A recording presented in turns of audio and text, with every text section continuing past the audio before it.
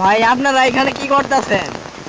ভাই কি বলবো আপনাদের, এই ঝাপ্পা বৃষ্টির কারণে দেখেন আমাদের ধান এই রাস্তার ভিতরে 30,000 টাকা কোন জমি কাটিয়ে কামলারে দিয়ে এই যে ধান রাস্তায় নিয়ে আসছি, বাড়ি পর্যন্ত নিয়ে যাইতে পারি না। এই যে ধান গেদায় পড়ছে, এই ধান আমরা বাড়িতে নিয়ে যাইতে পারতাছি না এই বৃষ্টির কারণে। বাড়িতে নিয়ে যাই কি করবো?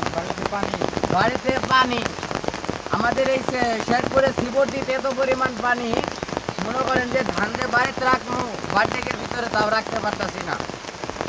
এই ধানগুলা এখানে আমরা রাখছি, দেখেন এই যে বৃষ্টি পড়তেছে ভিজতেছে এবং এই যে গেদায় পড়তেছে,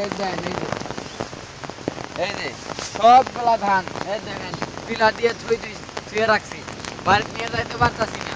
এই যে আমার দুই ভাই কি করবো, রাস্তার ভিতরে ধান পোহর দিতেছি, কি দেবো যুবকেরা এগুলা নিয়ে যায় বা বাড়িতে নিয়ে যায়, শান্তি নাই, মন্দিরের ভিতরে ধান ফাটবে, কি করবো, করার কিছু নাই।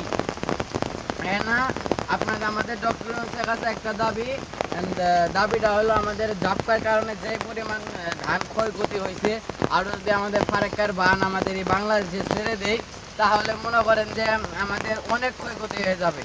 কারণ এমনিতে ঝাপ্পার কারণে যেই পরিমাণ ক্ষয়ক্ষতি হয়েছে, আরও যদি মনে করেন যে ইন্ডিয়ার বানি আমাদের ছেড়ে দেয় ফারাক্কার বান, তাহলে আমাদের মনে করেন যে এত পরিমাণ ক্ষয়ক্ষতি হবে, সব নিশ্চয় হয়ে যাবে গা। এই বাইরে পোস্ট করেন।